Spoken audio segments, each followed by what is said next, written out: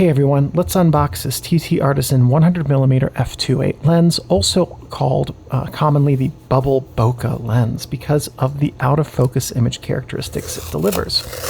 So we'll take the tape off the box, and you can see here the box is pretty standard TTArtisan's box.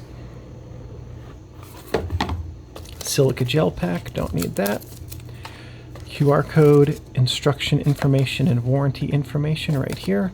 Probably don't need that. Instruction manual, which has the optical design. That's an interesting optical design. So what this is telling us is it has 3 elements. It looks pretty much like a Coke triplet. I'll have to do some research to figure it out, but that's a very simple lens design right there. So probably will give pretty good results. This lens is way smaller than I expected it to be. Standard TTArtisan's packaging here with the foam liner and the plastic bag, and here is the lens itself. Screw-on lens cap, which I always like the screw-on lens caps. Here's the aperture. It is stepped, which means it's got a click stop for each half step up to f10, and then full steps for 11, 16, and 22. So there we go. You can see the aperture blades.